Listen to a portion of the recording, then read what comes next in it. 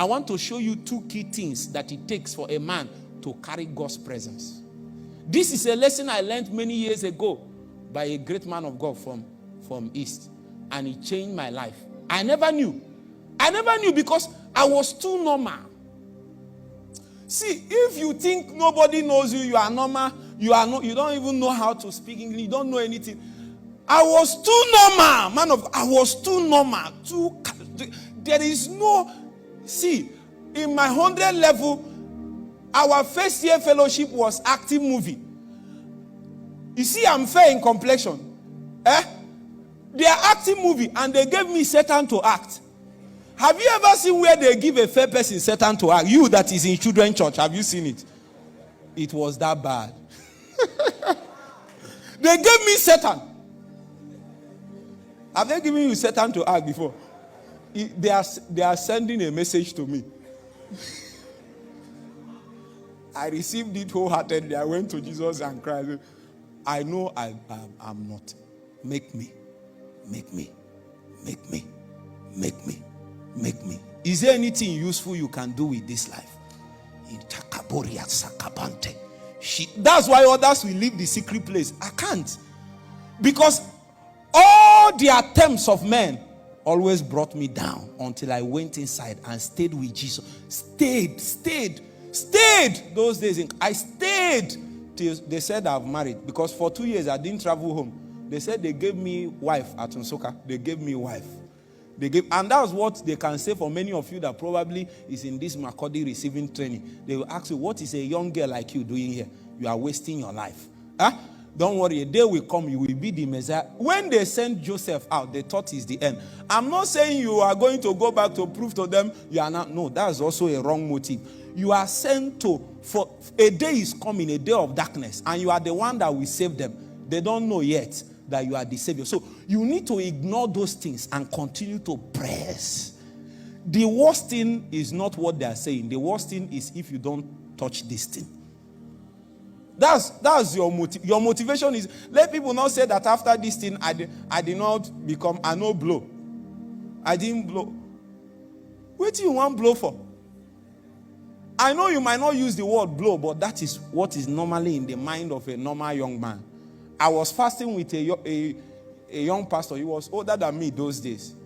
I think around 2011, 2012. I used to do 3, 4 days, 5 days. So he normally comes to fast with me. That guy almost misled me. There are some friends you need to stop after now. I mean, man of God friends. It is the man of God friends that kept you where you are. Because they will pilfer into your heart their mindset. And subconsciously you begin to align and relate with God based on what you have gotten from relating with them. So when the young man came, he saw me the way I was fasting, praying. He came and told me one day, say, as we dey fast, meanwhile he's not fasting. But he said, as we dey fast, God they look us from heaven. So after me, God they look us from heaven. He began to call the name of big men of God. And as a matter of fact, some of those big men of God he called. Now, a lot of things around them. Called big men of God. Say, Chris Oyakilome, you don't blow. I said, what's my business? To blow was not in my mind. But when he said it, I considered it. That's why I'm telling you. When I noticed, the guy now came tomorrow and brought garden egg. He said, you have not broken my fast. Say after me, you have not broken your fast. I now ate garden egg. He came again next time, he brought granite. I ate granite. He came again next time, he brought biscuit. I knew my destiny was under attack. May you know.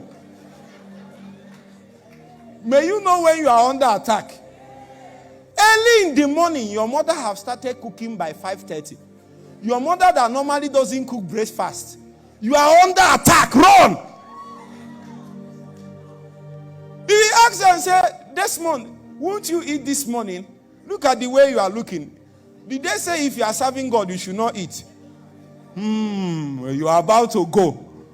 The food you have been eating since 18 and 25 years old, how has he helped you? When will you drop the plate and touch God? All the time food, all the time food. Use that time to pray first. Pray first. pray till you won't even pray first. You too like food. Pray. I've not seen a man that loves food, loves sleep, loves pleasure, that touches anything in life, not to talk of ministry.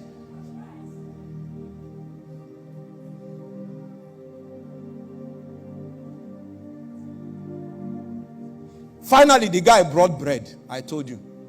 He brought bread. It was when he brought bread that I ran away. He brought bread he knew I was fasting 3 days, and he said, God is looking to us from heaven.